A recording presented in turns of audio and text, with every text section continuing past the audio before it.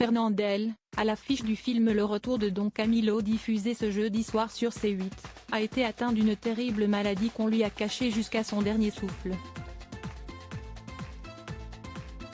Il était condamné sans le savoir. Une triste histoire, après celle de Bourvil. Don Camillo, curé du petit village italien de Brescello dans la Bassa Padana, est le héros de la saga du même nom. Un personnage qui a été incarné par l'immense Fernandel à partir des années 50. Ce jeudi 15 juin, C8 diffuse le deuxième volet intitulé Le Retour de Don Camillo. Il y en aura eu 5 en tout. Mais un sixième opus, Don Camillo et les contestataires, aurait dû voir le jour. En 1970, l'acteur et son équipe se trouvent à Parme pour tourner ce long métrage. Problème, le natif de Marseille ne se sent pas bien. 3 mois plus tôt, l'humoriste avait souffert d'une affreuse douleur à la poitrine. Son médecin lui avait alors diagnostiqué un kyste près du sein droit, avant qu'il ne se fasse opérer à la clinique de Passy. Mais une analyse a malheureusement révélé que le kyste était cancéreux.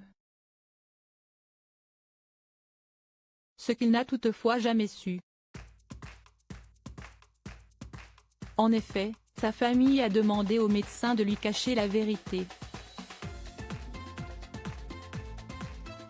On lui a fait croire qu'il est atteint d'une pleurésie, inflammation aiguë ou chronique des membranes qui entourent le poumon et la cavité thoracique, note de la rédaction, qu'il aurait attrapé sur le tournage.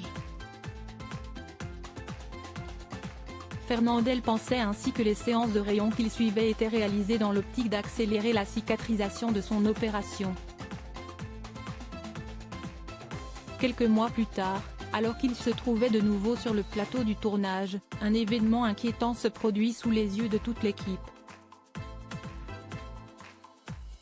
Mort dans le mensonge, l'acteur a été incapable de soulever la comédienne Graziella Granata, cette dernière ne pesant pourtant que 50 kilos. Conscient et inquiet de la situation, il prend rendez-vous avec un spécialiste des poumons. Lequel constate, affolé, qu'il devrait déjà être mort. L'acteur a en effet contracté une pleurésie sèche, et son poumon droit est rempli d'eau. Le voilà alors obligé de renoncer au tournage. Il est rapatrié le 2 août, dans sa villa provençale des Mille Roses, auprès de sa femme et de ses enfants. Il est de retour à Paris à l'automne, dans son luxueux appartement du 16e arrondissement. Il accorde une interview à la télévision afin de rassurer le public. Hélas, sa maladie gagne du terrain. Ses membres inférieurs commencent à être paralysés. Pour ne pas l'inquiéter davantage, ses proches lui disent qu'il s'agit d'une sciatique et l'empêchent de lire les articles de la presse à scandale qui le disent mourant. Finalement, il s'éteindra le 26 février 1971, vaincu par un cancer dont il n'aura donc que jamais pris connaissance.